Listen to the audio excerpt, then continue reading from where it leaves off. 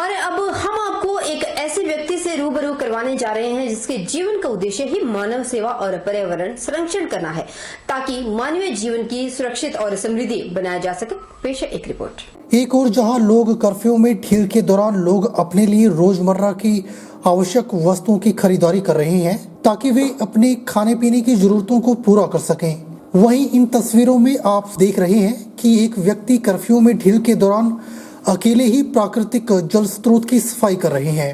यह रविंदर कुमार हैं जो मंडी शहर के वार्ड नंबर 4 से संबंध रखते हैं और हाल ही में हिमाचल प्रदेश परिवहन विभाग से सेवानिवृत्त हुए हैं। रविंदर कुमार अकेले ही इस प्राकृतिक जल स्रोत को साफ कर रहे हैं और उसके चारों ओर पौधारोपण के लिए क्यारियों का निर्माण कर रहे हैं ताकि लोगों को स्वच्छ जल के साथ स्वच्छ वातावरण मिल सके। रविंदर कुमार ने बताया कि वे कर्फ्यू में ढील के दौरान यहां आकर प्राचीन जल स्रोत की सफाई कर रहे हैं और पौधारोपण कर रहे हैं ताकि वातावरण को स्वच्छ और स्वस्थ बनाया जा सके। वहीं बातचीत के दौरान उन्होंने यह भी बताया कि मानव सेवा के उद्देश्य से उन्होंने नेरचौक मेडिकल कॉलेज में देहदान के लिए अपना पंजीकरण भी करवाया है। उनका मानना है कि मानव सेवा के माध्यम से मानव जीवन को सार्थक किया जा सकता है और लोगों को भी मानवता के लिए अंगदान करने के लिए आगे आना चाहिए। यहाँ पर पुरानी बॉडी है, उसको लॉकडाउन के दौरान जो सरकार द्वारा टाइम निर्धारित किया गया है उसके बीच में यहाँ आके वातावरण साफ रहे, इसके लिए पूरे एरिया को साफ किया और बॉडी की सफाई की। मैं जनता से यही अपील करता हूँ कि सोशल डिस्टेंस बनाए रखें तथा आप आसपास के स्थान को स्वच्छ रखें। मैं सभी देशवासियों से या अपने प्रदेशवासियों से यही आशा करता हूँ कि आप भी मानवता के लिए अपन शरीर का कोई भी अंग जो इच्छा अनुसार कर सकते हैं वो करें।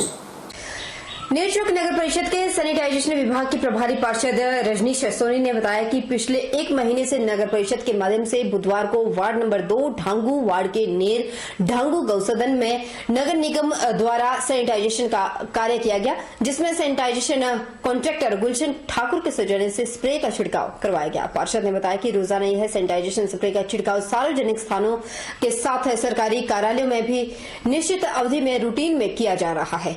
नेरचौक बाजार और डडौर चौक तक आवारा पशुओं पर जो मक्खियां बैठती है, जिसके कारण झुंड में सैकड़ों सड़कों पर भी एकत्रित होते हैं और सड़क हादसों को न्योता दिया जा रहा है। 2 दिन पहले भी सड़क हादसे में 2 लोगों की जान जा चुकी है।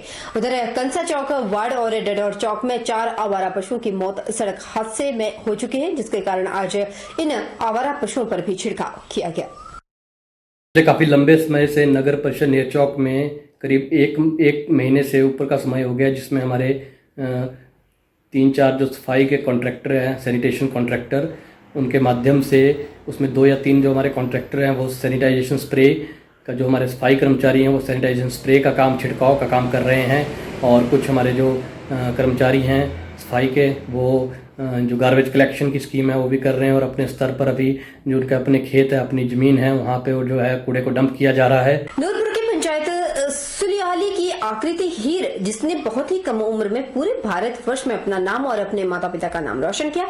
आकृति हीर पूरे भारत में गौरव बनी हुई है। आकृति हीर ने 24 जुलाई 2014 को यूरोप की सबसे ऊंची पर्वत चोटी माउंट एल्ब्रूस को फतह किया था। इस पर्वत चोटी को फतह करने वाली आकृति भारत की सबसे कम आयु की पर्वतारोही है, जिसके लिए आकृति का नाम लिम्का बुक ऑफ रिकॉर्ड में दर्ज है। आकृति हीर ने कोरोना वायरस के चलते पुलिस कर्मचारियों, डॉक्टरों, पैरामेडिकल कर्मचारियों और इसके अलावा जितने भी कर्मचारी देश के लिए कार्य कर रहे हैं उनके लिए एक गाना समर्पित किया। मैंने यूरोप की सबसे ऊंची पर्वत चोटी माउंट एल्ब्रस को फतेह किया है और इस पर्वत चोटी को फतेह करने वाली मैं भारत की प्रथम युवा महिला पर्वतारोही हूं और इस पर्वत चोटी को फतेह करने के लिए मेरा नाम Limca book of world record में दर्ज है। जैसा कि आप सभी जानते हैं कि पूरा विश्व कोरोना जैसी महामारी से जूझ रहा है, तो मैं हमारे जो डॉक्टर्स हैं और पुलिस कर्मचारी हैं, मैं उनके लिए एक गाना समर्पित करना चाहती हूँ। हम सोए नहीं कई रातों से चांद वतन सा चांद मुझे, हमें नींद उसी दिन आएगी जब देखेंगे आबाद तुझे। हिमाचल के चंबा जिला की पांगी घाटी को चंबा से जोड़ने वाले साच दर्रे को खोलने का कार्य लोक निर्माण विभाग द्वारा इन दिनों युद्ध स्तर पर किया जा रहा है। मौसम के कड़े तेवरों के बीच लोक निर्माण विभाग अधिकारी कर्मचारी लगातार फील्ड में डटे हुए हैं। इसी बीच मार्ग बहाली के कार्य का जायजा लेने के लिए लोक निर्माण विभाग मंडल किलाड़ के अधिशासी अभियंता जीत सिंह ठाकुर ने मौके पर औचक निरीक्षण किया। समुद्र तल से करीब 12,000 फीट की ऊंचाई पर पहुंचे जीत सिंह ने न केवल कर्मचारियों का कार्य में तेजी लाने के आदेश दिए बल्कि उन्हें कोरोना वायरस रूपी वैश्विक महामारी के प्रति जागरूक भी किया। अचानक अधिशासी अभियंता को मौके पर देख कर्मचारियों में हड़कंप मच गया। इस दौरान उन्होंने कर्मचारियों की समस्याएं भी सुनी, उनके निदान हेतु कनिष्ठ अभियंता को आवश्यक दिशा निर्देश भी दिए। फिलहाल चम्बा से साच दर्रे की ओर कर्थ नाला नामक स्थान तक मार्ग को बहाल किया जा चुका है और लगभग 16 किलोमीटर शेष है। सड़क का जो कार्य है उसका निरीक्षण करने के लिए जो हम लोग ओपनिंग कर रहे हैं, इसमें स्नोफॉल के बाद जो पीछे 5-6 महीने जो बंद रहता है उसके उपरांत जो हमने मशीनरी विभागीय लगाई हुई है और साथ में कुछ हायर की हुई है उसका निरीक्षण करने के लिए आया था। अभी हम लोग कर्थ नाला के आसपास पहुंचे हुए हैं। अराउंड अभी अगर आप देखेंगे तो इसके अराउंड 12,000 के आसपास फीट जो है वो जो है ग्राउंड लेवल से मेन सी लेवल से ऊपर हम लोग बैठे हुए हैं। इस साल बहुत ज़्यादा बर्फबारी हुई है, पिछले 1 वीक से लगातार बर्फबारी हो रही है और हमारा प्रयास पहले ये था कि हम मई के 2nd वीक से पहले कोशिश कर रहे थे इसको खोलने का, बट क्योंकि पिछले 1 वीक से लगातार बर्फबारी हो रही है, जितना हम लोगों ने ग्लेशियर्स अराउंड 15 किलोमीटर में जो डिफरेंट लोकेशंस में ग्लेशियर्स थे वो दोबारा जो है वो अकोमोडेट हो गई हैं। हमने दोबारा रिमूव करके एक बार पुनः हम लोगों ने 11 किलोमीटर के आसपास हमने सड़क को खोल दिया हुआ है और आगे जो है आज सभी जो विभाग के जेई साहब हैं, हमारे जो ऑपरेटर्स वगैरह हैं, उनको मैंने निर्देश दिए हैं कि जल्द से जल्द ये कार्य जो है हम लोग साच पास जो खोलने का प्रयास करेंगे ताकि जो पांगी के जितने भी लोग हैं जो डिस्ट्रिक्ट हेडक्वार्टर से आना जाना अब YJND के जो जा रहे हैं उनको सुविधा जल्द से जल्द प्रदान हो सके। वहीं जिला चंबा के उपमंडल तीसा और चंबा के अंतर्गत विभिन्न ठेकेदारों के साथ काम पर लगे जम्मू कश्मीर के करीब 30 लोग SDM तीसा और तीसा चंबा से परमिशन लेकर वाया लंगेरा खुंडी मराल पधरी जम्मू कश्मीर जा रहे थे कि सलूनी पहुंचने पर उन्हें पुलिस और उपमंडल प्रशासन ने रोक लिया। पुलिस द्वारा उनकी परमिशन और आधार कार्ड की छानबीन करने पर कुछ त्रुटियां पाई गई। पुलिस और उपमंडल प्रशासन ने उन्हें साफ शब्दों में कहा कि वाया लंगेरा खुंडी मराल पधरी जम्मू जाने पर जम्मू कश्मीर के डोडा जिला के एसपी ने प्रतिबंध लगाया है। जम्मू कश्मीर जाने के लिए मात्र वाया लखनपुर अनुमति प्रदान है, उसी रास्ते से जम्मू जा सकते हैं और संबंधित SDM से नए सिरे से वाया लखनपुर जम्मू कश्मीर जाने की अनुमति लेकर जाएं। उसके बाद इन लोगों को गाड़ी सहित वापस जिस उपमंडल से आए थे वहीं भेज दिया गया। जिला चंबा के पड़ोसी राज्य जम्मू कश्मीर के लोग जो जिला में विभिन्न ठेकेदारों के साथ काम करने आए थे, कोरोना वायरस संक्रमण के चलते देश में कर्फ्यू लगने से जिला के अलग अलग उपमंडलों में फंसे हुए हैं और अब घर नहीं जा सके। JNK के कुछ लोगों ने आज लंगेरा साइड से JNK में प्रवेश करने की कोशिश की थी, उनको हमने जाने नहीं दिया है और उनको रोक दिया और वापस भेज दिया जहाँ से वो आए थे। और साथ में हमारे जो क्वारंटाइन सेंटर में भी कुछ JNK के लोग हैं, उनका क्वारंटाइन पीरियड जो है 28 दिन का पूरा हो चुका है। जो JNK का प्रशासन है उसके साथ हमने मैटर टेकअप किया है और शीघ्र ही कोई ना कोई उसका हल सामने आएगा और जैसे ही वहां से कुछ हमारे पास कुछ इन्फॉर्मेशन आती है तो हम उनको JNK में जाने के लिए अलाउ कर देंगे। कोरोना वायरस महामारी के चलते जिस तरह से गरीब लोगों पर आर्थिक संकट आ गया है, उनकी मदद करने के लिए यहाँ एक तरफ काफी सामाजिक संस्थाएं और सरकार मदद कर रही है, वहीं दूसरी ओर आज तिब्बती समुदाय के डलहौजी में रह रहे तिब्बती लोगों ने भी गरीब और जरूरतमंद लोगों के लिए SDM डलहौजी डॉक्टर मुरारी लाल को राशन की 80 किटें भेंट की और अपना दायित्व का परिचय करवाया, जिसकी जितनी भी प्रशंसा की जाए उतनी कम है। डलहौजी में तिब्बती समुदाय के काफी लोग रहते हैं। डलहौजी के तिब्बती सेटलमेंट ऑफिसर रेक्टर सरिंग ने बताया कि उन्होंने आज SDM डलहौजी डॉक्टर मुरलीलाल को गरीब और जरूरतमंद लोगों के लिए 80 राशन की किटें दी हैं। कोविड-19 के कारण हमारे जो गरीब बंधु यहाँ के हैं उनके रोजगार के साधन बंद हो चुके हैं। तो इसी संदर्भ में जो हमारे दानी सज्जन हैं वे हमें हर संभव सहायता दे रहे हैं। इसी संदर्भ में जो हमारे यहाँ के डलहौजी टिप्पणी सेटलमेंट है उनके जो टिप्पणी बंधु हैं उन्होंने अपनी जो 3 यहाँ के ग्रुप्स है उनके माध्यम से हमारे जो गरीब परिवार है उन लोगों के लिए 80 लोगों के लिए राशन मुहैया कराया है। कोरोना जैसी महामारी से जहां देश लड़ रहा है वहीं पुलिस प्रशासन चप्पे चप्पे पर खड़ी है। इस महामारी को रोकने के लिए पुलिस पूरी तरह से मुस्तैदी में खड़ी है। कोई परिंदा भी ना मार सके इस तरह से पुलिस हर जगह नजर आती है। ऐसे में हिमाचल के क्रैशर उद्योगों से रेत बजरी लाने के लिए बाहर के राज्यों से आने वाली गाड़ियों ने उपमंडल इंदौरा के अधीन पड़ते गांवों के लोगों की चिंता को बढ़ा दिया, जिसके चलते थाना डमटाल के अधीन पड़ते भद्रोया के पुलिस चौक पोस्ट से गुजरकर एक मल्टी एक्सल वाहन जो कि इस क्षेत्र में पड़ते क्रैशरों से रेत बजरी भरने जा रहे थे और भद्रोया से मात्र कुछ ही दूरी पर स्थित है टिपरी गांव के लोगों ने उन बाहर के राज्यों से आए भारी वाहनों को रोक दिया और जहां से ना जाने के लिए खड़े हो गए। उनका कहना था कि बिना सैनिटाइज की गाड़ियां और बिना मास्क पहने ड्राइवर कोरोना के कदम हमारे इलाके में पैर पसार सकते हैं, क्योंकि यह गाड़ियों वाले अन्य राज्यों से आ रहे हैं और बिना मेडिकल जांच करवाए हिमाचल की सीमा में प्रवेश कर रहे हैं, जिसकी हिदायत है कि अगर कोई भी बाहरी राज्य से हिमाचल की सीमा में प्रवेश करता है तो सीमा पर लगाए पुलिस के नाके पर तैनात डॉक्टरों की टीम द्वारा उनकी डॉक्टरी जांच करना अति जरूरी है। क्या पता कि दूसरे राज्यों से आ रहे यह लोग कहीं कोरोना से ग्रस्त तो नहीं।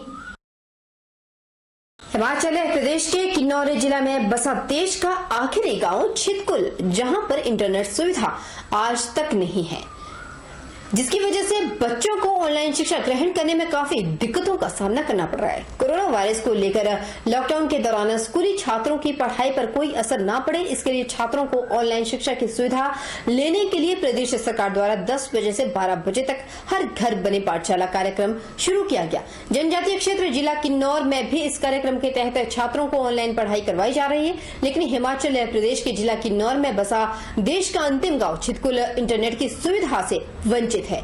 यहाँ पर अब बच्चों की पढ़ाई की ओर कोई भी ध्यान नहीं हो पा रहा, क्योंकि यहाँ पर इंटरनेट की सुविधा नहीं है। मुझे नवोदय स्कूल से ऑनलाइन होमवर्क आता है और मुझे गांव से यहाँ 3 किलोमीटर दूर आकर होमवर्क करना पड़ता है और फिर यहाँ से पैदल गांव जाना पड़ता है। मेरे सरकार से निवेदन है कि छितकुल में सबसे लास्ट गांव है, आखिरी गांव है। यहाँ नेटवर्क की प्रॉब्लम है। आजकल बच्चे सारे कॉलेज के बच्चे, स्कूल के बच्चे या यूनिवर्सिटी के बच्चे घर में आ रहे हैं। उनकी पढ़ाई करने के लिए यहाँ से 4-4, 5-5 किलोमीटर दूर के मोबाइल क्या बोलते हैं डाउनलोड करने के लिए जाना पड़ रहा है। सरकार को भी प्रपोजल भेजा है कि हमारे इन क्षेत्रों में अभी तक कोई भी कोविड-19 का केस नहीं है, कोई भी किसी तरह में अभी तक सस्पेक्ट भी नहीं है।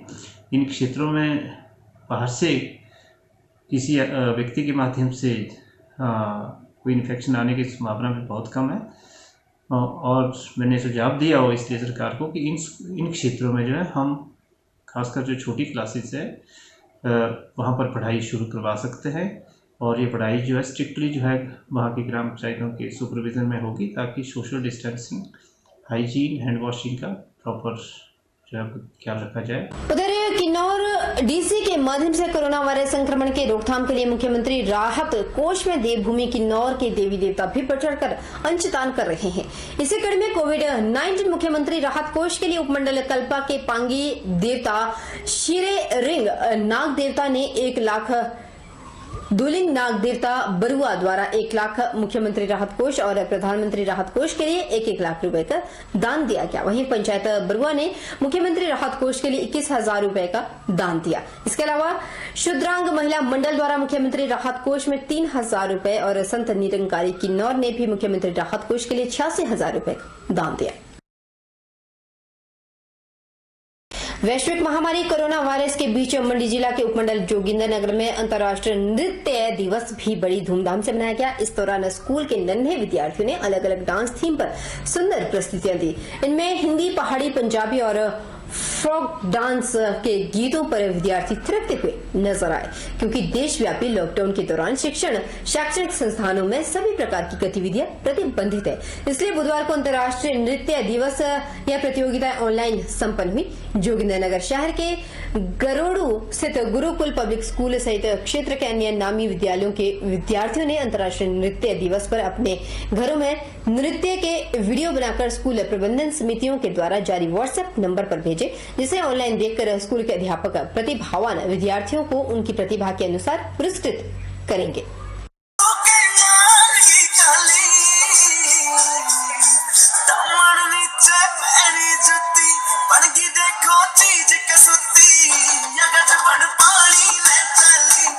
रुकेंगे छोटे से ब्रेक के लिए, ब्रेक के उस पार फौरन लौटेंगे। आप बन रही है हमारे साथ।